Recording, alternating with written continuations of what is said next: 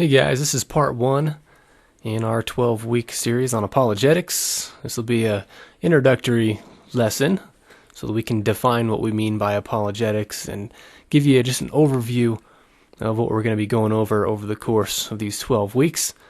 I'm very excited to be a part of this and to exercise my passion in what I feel is a very important and often neglected area of Christian discipline. That is apologetics. That is what brought me to New Mexico, and just a little bit of my story behind getting into in apologetics. My early Christian walk was spent in a Christian band. I was in tight fellowship with two to three to four other guys, really, for 7 or 8 years. We really helped each other grow. And by the time the band quit, I was looking for more outlets for my Christian faith, became a little more independent with my music, and also learned to deepen my ability to evangelize. So I looked into Walter Martin videos because he was great at sharing his faith with people of other religions, and I was surrounded by Mormons up there in Idaho. Even had Mormons in the family. So I sought Dr. Walter Martin out, and he had some debates that he had with Mormons, which were very fascinating. And of course, what YouTube does is gives you links to more similar videos. So I saw that he also had some discussions with Jehovah's Witnesses, Christian Science, Wicca, Seventh-day Adventism. And eventually, it branched from Dr. Walter Martin to William Lane Craig, who's more of a philosopher, as opposed to a counter-cult evangelist. And William Lane Craig engaged in debates with some leading atheists, and the way that he articulated the truth of the Christian worldview really blew me away. And I don't know why, after spending 8, 9, 10 years of my Christian walk growing, that I had never heard anything like this. It was never promoted at church. It was never promoted in books. I had to go find it, and it took years before I really did find it. So this was kind of a renaissance in my Christian walk.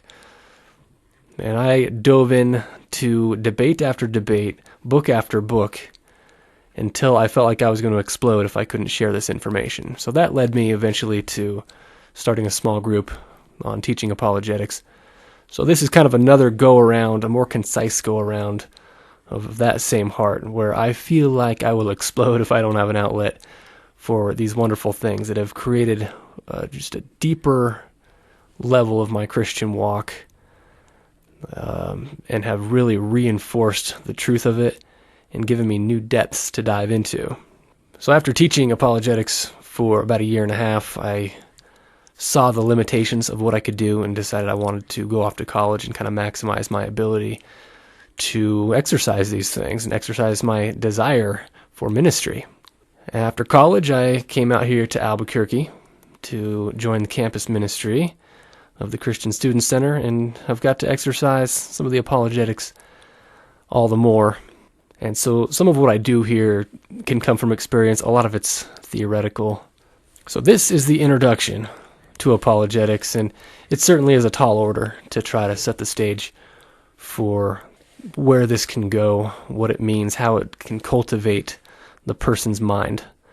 But what I hope is accomplished here is that it generates some excitement in you for coming back, for engaging more and more in this field of study, and really just being a person who's winsome and wise and prayerful in how they go about living and sharing their faith.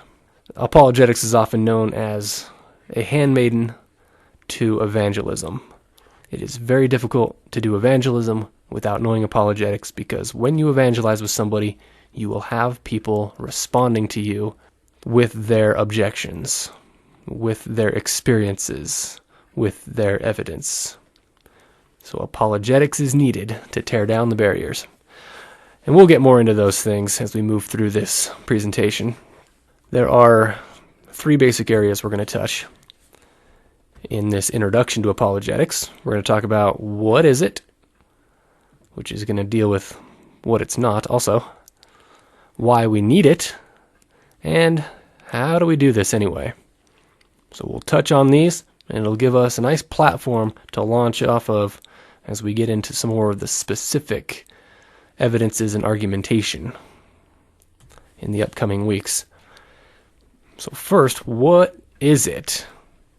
And it is surprising, I think, that I can have conversations with so many Christians who have been Christians for quite a while, and they still wonder, what in the world is apologetics? And there may be people here that have been Christians for a long time and aren't sure what is meant by apologetics. But to define what it is, we're going to talk about what it is not, because there are some misconceptions about what apologetics is. And then we'll talk about what it is, give a biblical definition and some biblical examples for it. And we'll talk about the biblical usage. How does the New Testament church use this? So what apologetics is not? What word does apologetics sound like? Oh, well, it sounds like apology, like saying sorry. Why are you apologizing, and why are you promoting apologizing for your Christian faith? That's not what I'm doing. I know the word sounds like that, but it's not what we're doing. So apologetics is not simply saying sorry or regretting your Christian faith. It's also not pounding someone else into submission. It's not putting someone at your mercy, using the strength of your logic to hold them down and to force them into belief, or to just argue and shame them in some ways. Not that it's you being shamed by the others either. I would argue apologetics is more about rational discourse and respectful dialogue than what we consider arguing and trying to pummel the other person. So I feel a little bit like a Mr. Miyagi or something teaching karate and warning those who come to learn these offensive and defensive techniques. Hey, do not misuse these. This is not for street fighting. This is to be used as necessary, not to simply flex your muscles and boast about your black belt. So that's what apologetics is not. What is apologetics then? Well, Ravi Zacharias says that the goal in most conflicts is to destroy your opponent, as we just saw. But the goal in apologetics is to win your opponent. So apologetics has to do with winning the other person. Not winning the argument, but winning the person. So defined, apologetics is that branch of Christian theology that focuses on defending the faith. Now, many would say that apologetics is also about an offensive case, and I think that's true. I think apologetics is as much about presenting a positive case for the Christian worldview than defending it. After all, if you can defend it against other claims but can never present a positive case for it, you really haven't won somebody over. You've just convinced them of what's not true and have not told them what is true.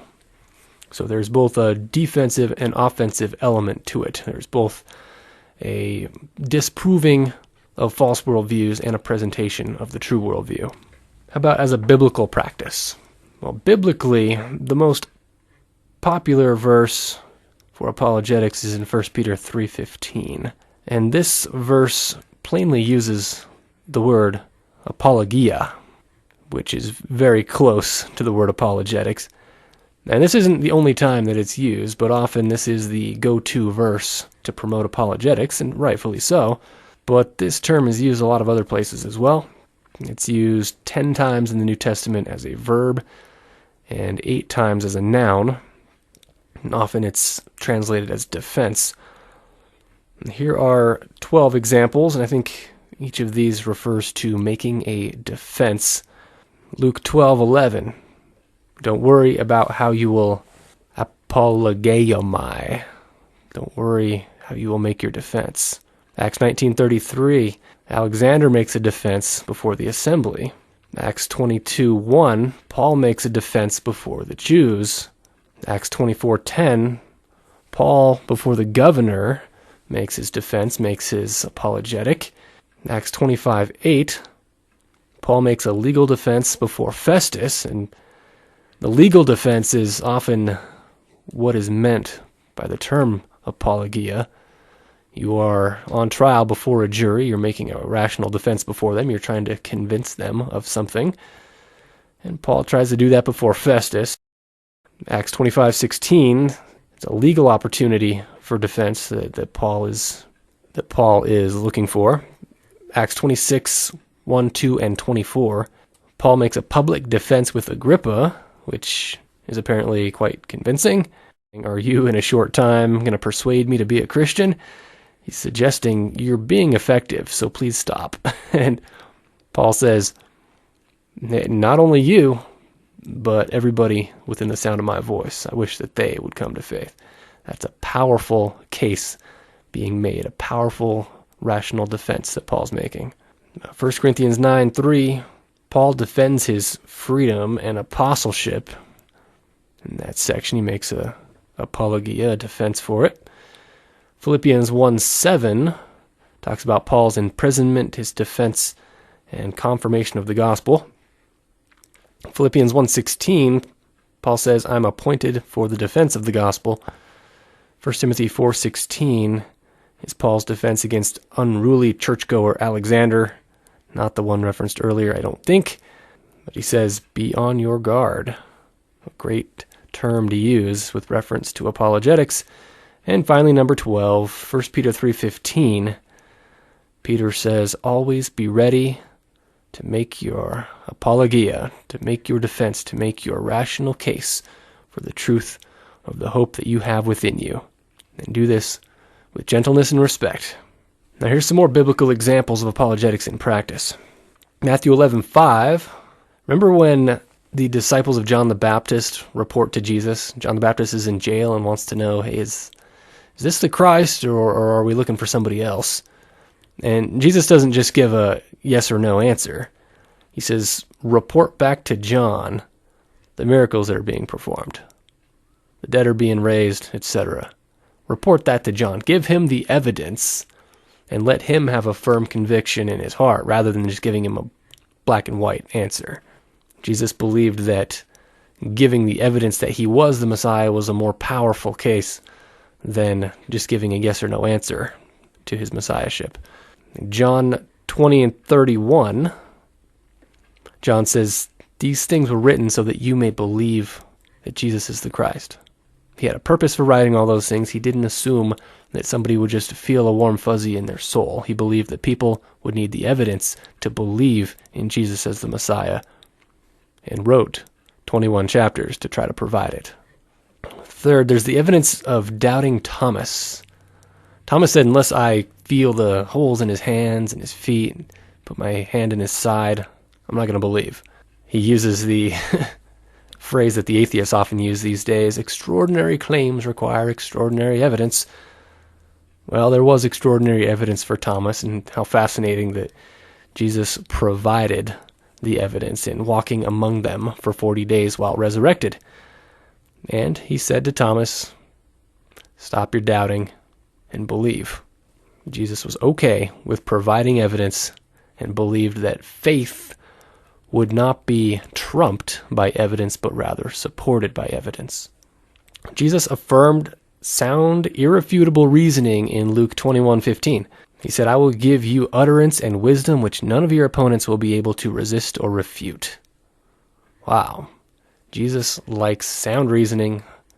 He also likes difficult questions, and he likes and promotes the idea of opponents to your worldview not being able to resist or refute or have some sort of counter-argument to what you say. He's interested in you winning these discussions, not for the sake of winning, but for the sake of winning the person.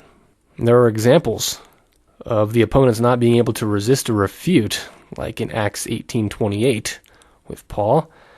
It's also a demand for church overseers in Titus 1:9. The overseers have to have sound doctrine and be able to refute contrary ideas. So the positive, the offense, and resisting the negative, the defense, both were required for overseers. Otherwise, the strength of the church would be compromised. Last biblical example, Acts 17, which just fascinates me in its perspective on apologetics. You have Paul in Athens and in Thessalonica and Berea.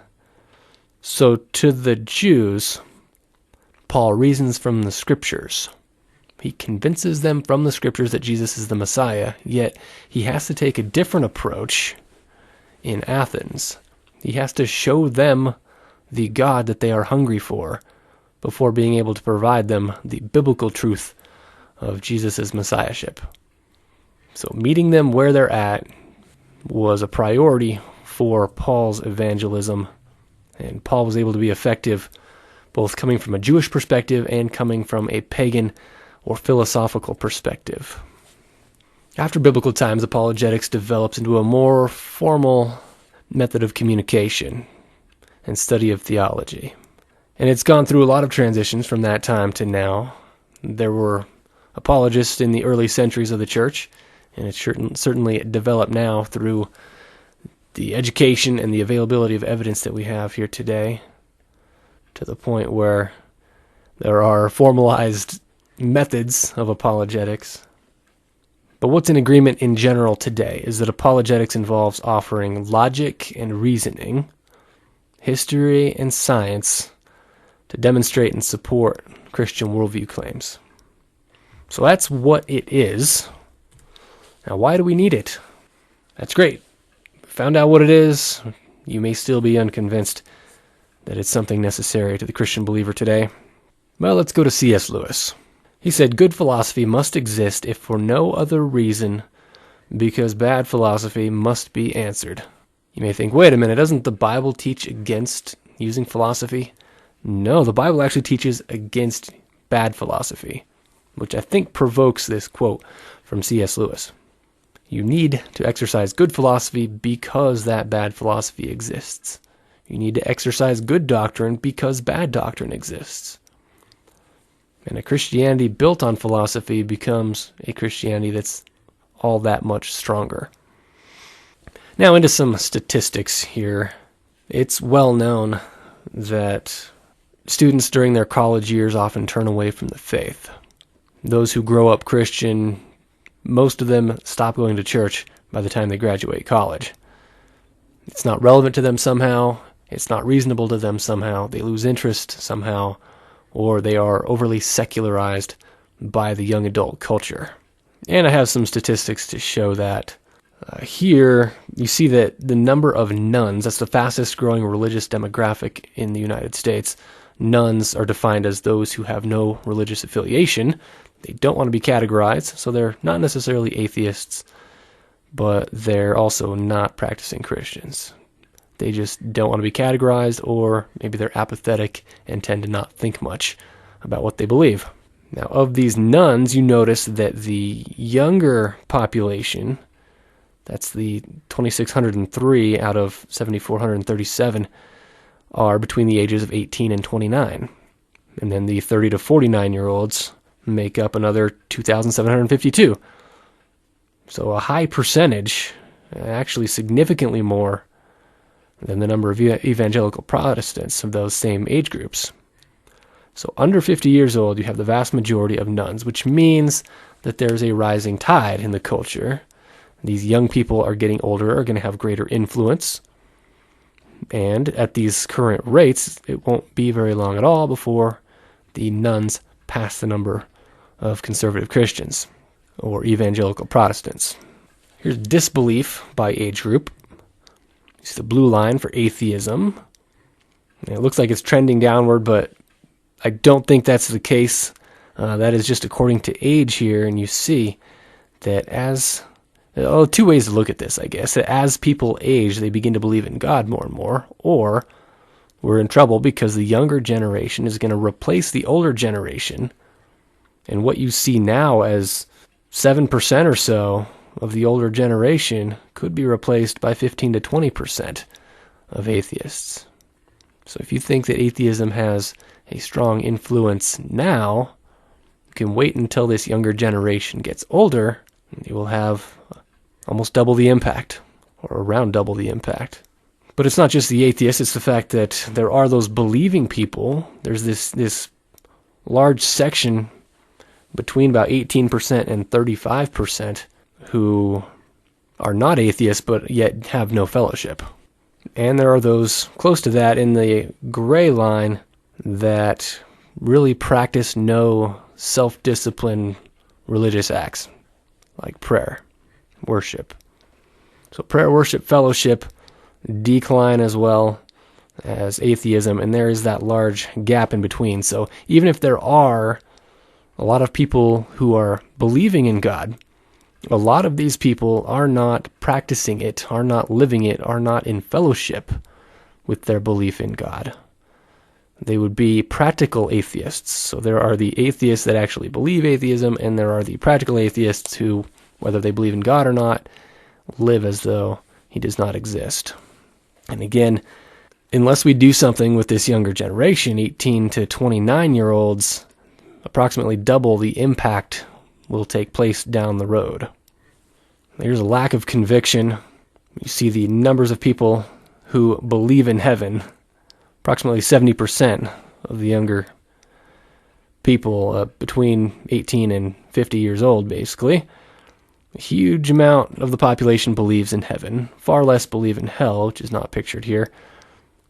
But you notice that there's this big gap of about 30% who believe there's a heaven, but don't read Scripture. Or, even more so, are not in fellowship. So what do they think heaven is?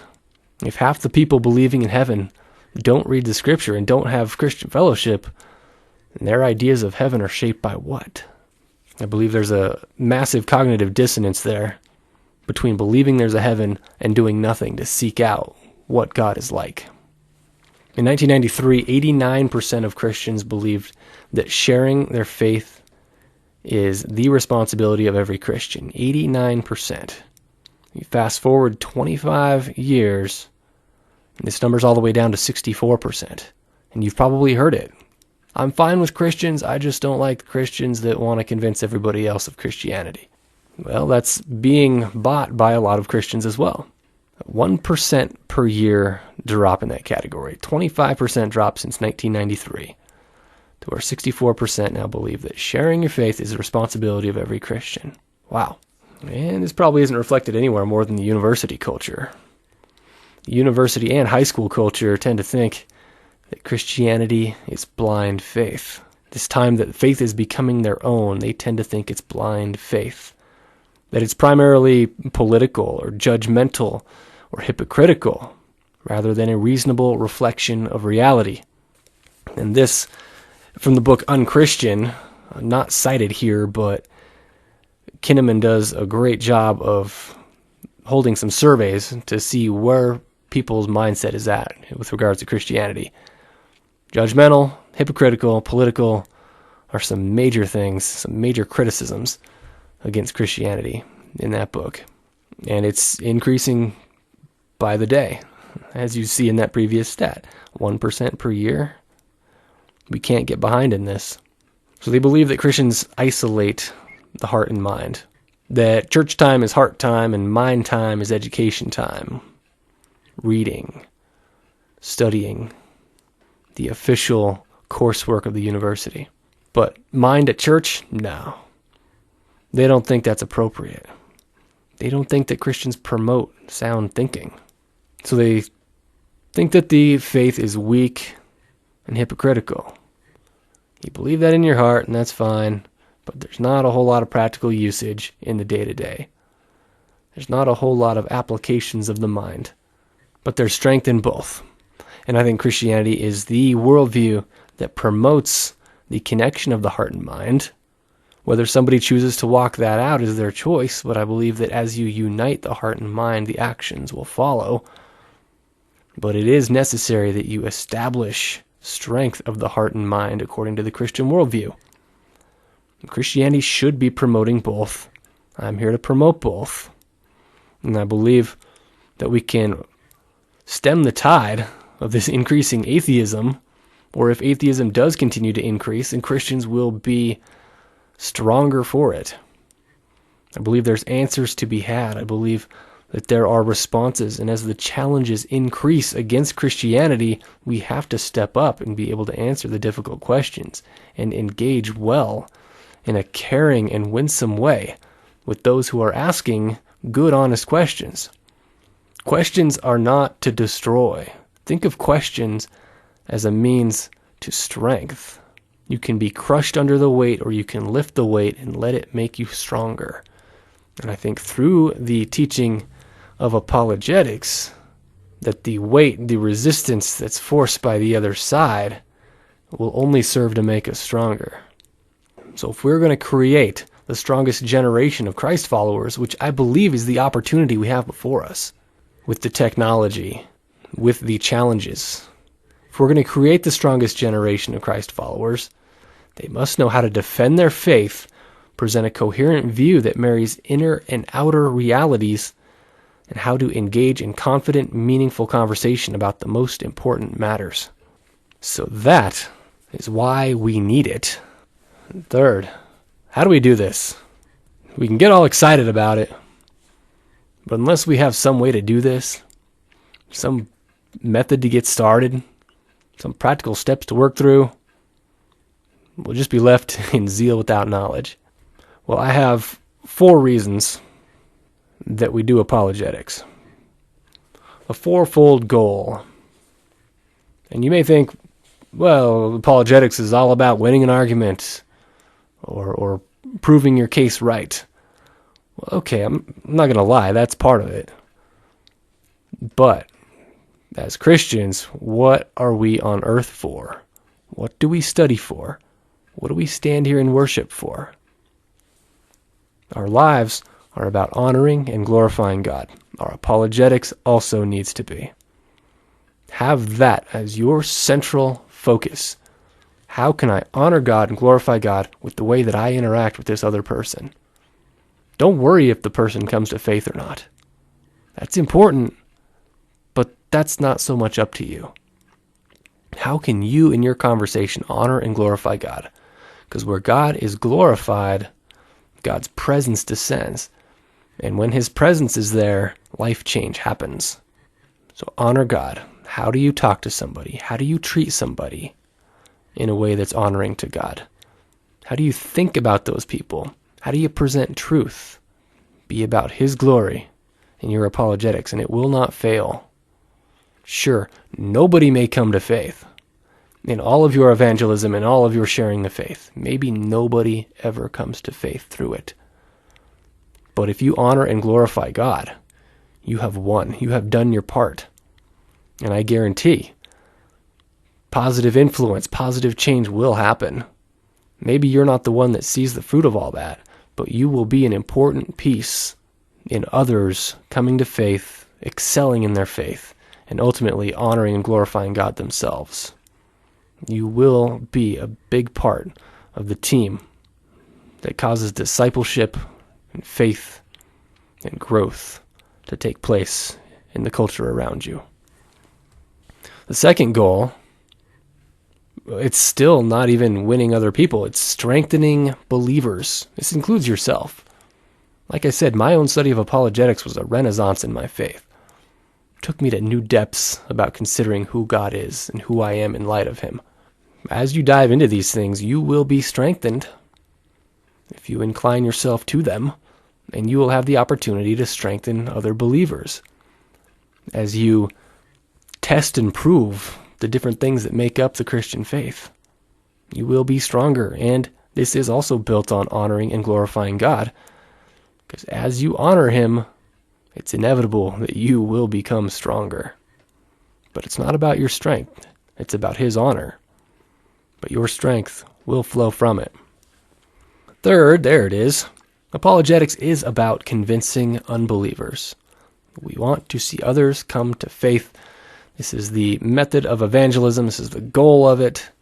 But gone are the days when we can walk out onto a street and say, hey, y'all need to believe in Jesus, and have that create a revival in your town. Convincing unbelievers often deals with having to show them that some of the things that they've learned just aren't true. There are so many alternative ideas. Nobody's born a Christian. And those who are born Christians these days can easily turn on the TV, turn on YouTube, read articles, go to college, have certain friends, and different ideas will be presented. And what they're saying is, well, may the best idea win. Are we ready for that challenge? Christianity has the best ideas. I can guarantee that. Will the unbeliever give me the time of day to be able to explain those things to them? I'm not sure. And I'm not sure if their heart is such, if their will is such, that they will be convinced. But I can offer God-honoring words that create a soil that they can grow out of. How they decide is up to them. And often how they decide is dictated by who else comes along to plant and water and sow the seeds that are planted by others who have made a positive case for the Christian faith. We are about convincing unbelievers. That is okay. Jesus is in favor of that. We should not shy away from it. And fourth, even if you don't convince the unbeliever, a residual effect of presenting a positive case for Christianity and defending it against attacks is that it stops the spread of bad ideas. It's kind of like what C.S. Lewis said. But this can come down to a more individual basis. If there's a strong atheist on campus, and there are several, and I have the opportunity to have a conversation with them, if I respectfully listen to their case and provide a rational discourse on Christian truth claims in response, they often feel less vitriol toward the Christian worldview. They learn that there are certain arguments against Christianity that just don't stand up. They are more silenced in being evangelical about their atheism because we have made a positive case about Christianity that seems fairly reasonable and is done in a manner that is winsome. See, the big reason that people are so opposed to Christianity is not because they have interacted with the deep ideas of it and found them to have horrible logic. More often, the animosity toward Christianity comes from bad experiences with Christians or, in large, with Catholics, especially here in New Mexico. So they have an emotional reason for turning against the Christian faith. And they find bad ideas and bad logic to try to perpetuate the idea that religion, that Christian faith is false. If we can present a positive case and defend it against some of the bad ideas that they bring, by and large, they're going to stop using bad argumentation. They're going to be less of an influence to the friends around them. And hopefully the friends around them can see the vanity of their argumentation. So those are the 4 goals of apologetics. Honor and glorify God, serving as the foundation of all of them. We want to strengthen believers through glorifying God. We want to convince unbelievers, and we want to stop the spread of bad ideas. And all these can work together. Now, in this apologetics series, we're going to have about 5 different types of sessions. We're going to have arguments for the existence of God, which include the cosmological argument, the moral argument, and the teleological argument. If you're wondering what those mean, well, stay tuned. And then the teleological argument splits into a couple scientific fields from cosmology, physics, geology, biology, and then archaeology. So all these areas of scientific study can contribute to Christian faith. Did you know that? Pretty awesome. We'll look into Scripture. Find some proof of the resurrection on Easter. Look at evidence for the flood and against Darwinian evolution. We can look at manuscript evidence for the authenticity of the Bible. And we can look at prophecy as a mark of inspiration in the Bible. And we should be able to have time to have a brief look at the challenges of world religions and also have a little look at the problem of evil, which is the most common objection to the God of the Bible. And then really looking forward to hopefully having an open Q&A, just a day when we can field the questions and talk about what's on your mind. So in doing all this, I'm trying to focus attention down into a certain area. And let me tell you that being out on the college campus, I see that people believe all kinds of different things for bad reasons. People are promoting things left and right. People are promoting agendas. People want to be a part of something. They want to feel like they're a part of something meaningful. And I remember an encounter I had the other day with the Mormon missionaries. There's about 6 of them that come out there and serve either lemonade or hot chocolate and try to give away some Books of Mormon. But in talking to them and in overhearing some of what they talk about, they focus on reaching people by trying to get them the happy life. Mormonism will make you happy. That's why you should come to our church. That's why you should believe it. It'll give you the happy life? Is that how we evaluate what we should do, what we should believe? Is if it makes us happy? This kind of thing is pretty rampant in the college culture. Not so much in those terms, but in terms of pragmatism. The reason people are so distracted from believing and studying the things of Christian worldview is because they see the lack of practicality to it with what they're doing. They want to know how to finish their degree strong, and they're taught, both in college and prior to coming to college, that these STEM fields, the hard sciences, the physical world, and the job outlooks of your future are those things that you need to prioritize and focus on. Don't be focusing on all these metaphysical ideas of who God is, what's good and what's evil, who Jesus is, what Scripture teaches, how you can be saved, and all those kinds of things. Don't focus on all that. Focus on the here and now, the physical. Focus on how you can get your best job and live your dream, because this is America. Another bad reason to believe what people believe is, that's how I grew up. That's how I grew up. I believe it because that's how I grew up. Grew up Hindu, grew up Muslim, grew up Christian, grew up atheist. Doesn't matter what it is. Just because you grew up with something does not mean you should believe it now. You can believe the right things for poor reasons. Or how about, it works for me? This is the postmodern relativism reason for coming to a certain faith. It works for me. Well, if somebody just believes that and it makes them happy and it works for them, well, who's to tell them not to? Is that a reason to believe something because it so-called works for you? No. Another bad reason is who you were hurt by, and this is the one that the Catholic Church really seems to perpetuate in some of the people that I've talked to.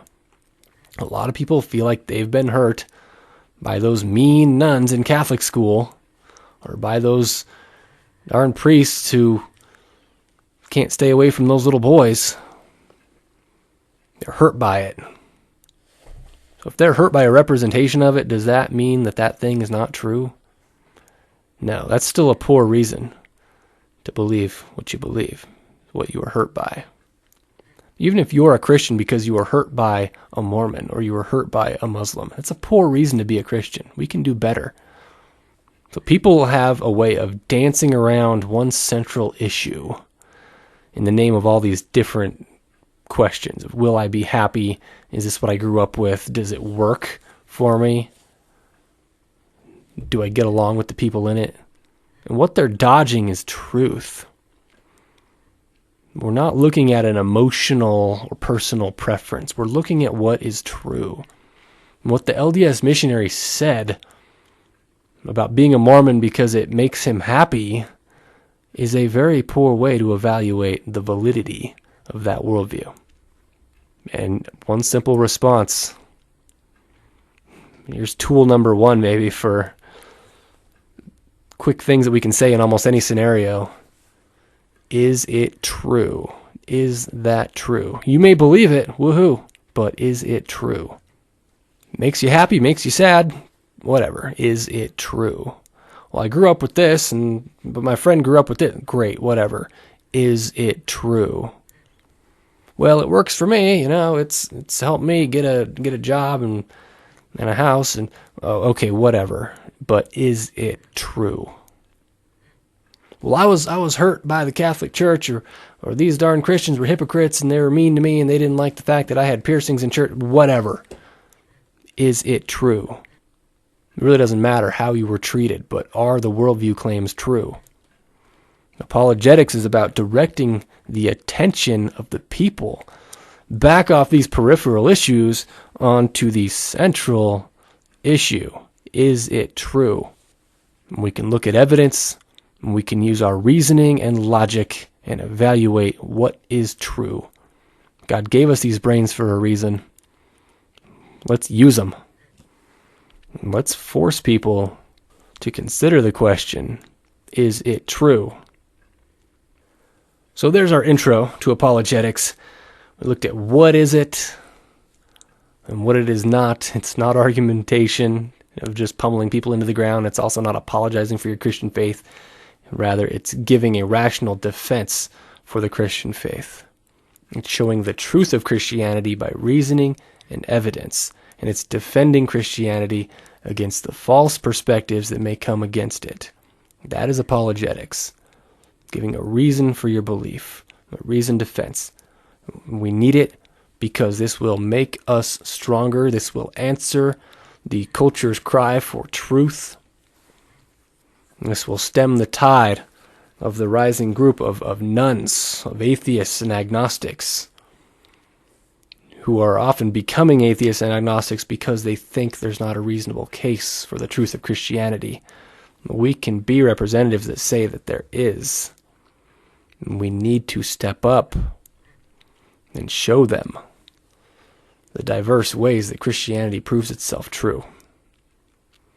And we do this using logic and evidence, showing the existence of God, showing the authenticity, reliability, and inspiration of Scripture. We show this by showing the resurrection of Jesus. And we begin to build a case for the Christian worldview that resists alternative worldviews or spin-offs that really alter the biblical message of Christ-centered salvation by grace through faith. We do this by asking good questions, by being good listeners, by being winsome, by being learners who are relentless in discovering, in learning, in pressing into hard questions and engaging with others about them. We do this to the glory of God, and we do this with the central question of, is it true? If, at the end of this 12 weeks, we challenge Christianity and find that it cannot stand up, then we should not believe it. But if, against the rising tide of challenges against Christianity, it does stand up, we will be all the stronger for it. And I believe we can create the strongest generation of Christians that this country's ever seen if we take these challenges head on. So through a great deal of study, I continue to be convinced at deeper and deeper levels that Christianity presents a view of the world and life that is unmatched in truth and explanatory power by any perspectives that are competing for the minds of our culture.